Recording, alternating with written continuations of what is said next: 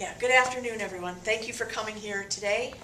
As the school year wraps up in Wisconsin's district and a whole new set of high school and technical college graduates are celebrating their achievements, I thought it was a fitting time to talk about the mood of educators in our state and our uncertain future for our students, our schools, and the teaching profession.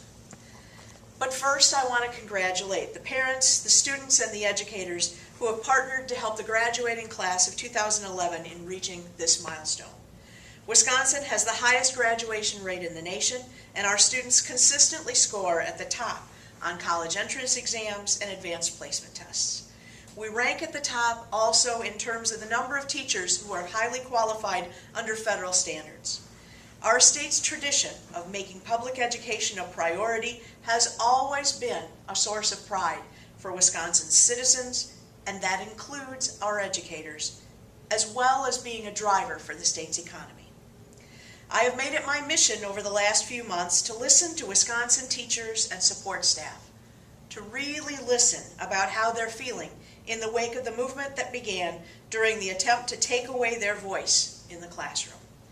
I've listened to how they're feeling in anticipation of the changes to the collective bargaining law that will alter the Wisconsin education experience forever, and to a state budget proposal that, if it's passed as it exists now, will mean students today and into the future will no longer have access to the well-rounded educational experience they have enjoyed in the past.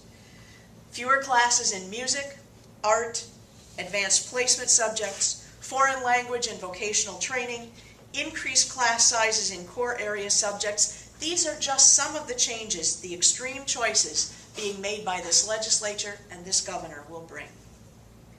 What I hear is that educators are worried.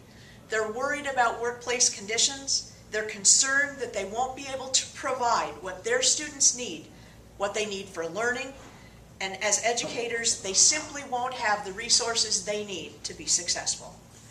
They are fearful of the trend to privatize public education and to create a social divide within our community schools across the state.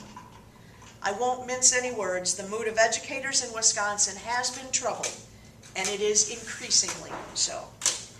This has been a tough year. Educators are emotionally worn down, and the fact that our state has become so divided has increased the difficulty of a career in teaching.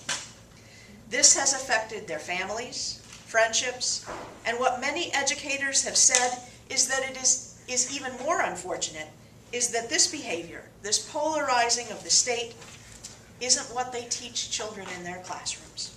Yet it grows daily under Governor Walker's leadership.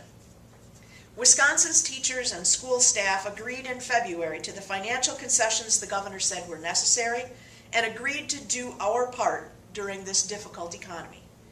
But what has become clear was that it was never about the money for Wisconsin's budget.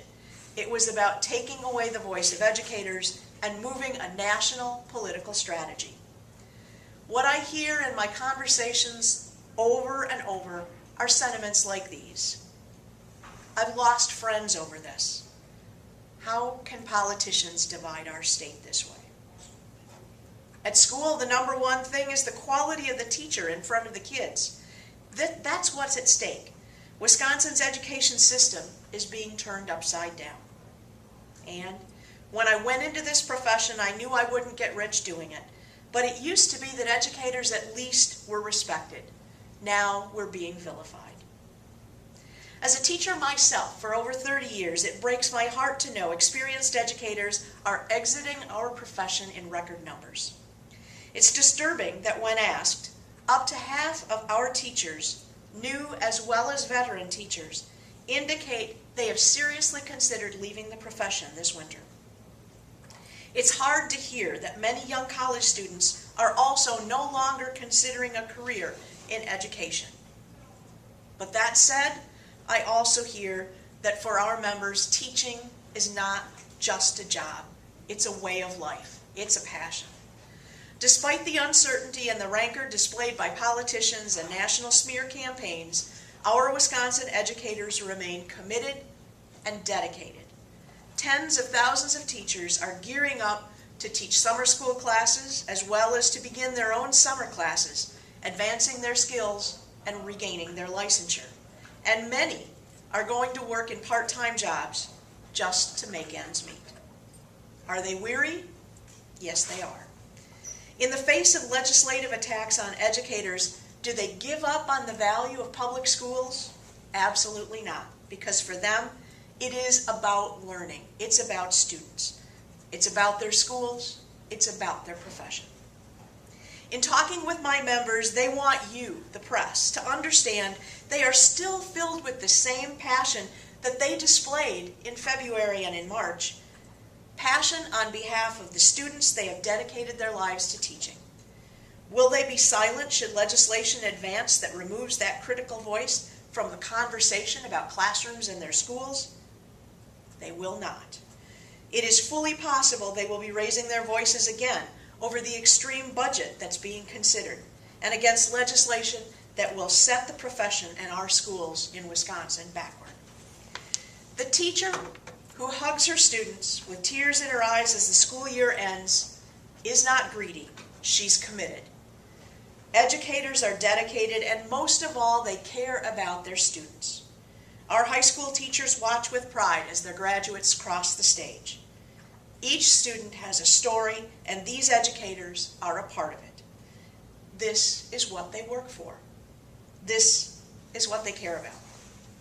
On behalf of teachers and education support professionals in Wisconsin, I ask each citizen in our state to join us in demanding leadership from our elected officials. Leadership that moves Wisconsin forward and that moves Wisconsin schools forward.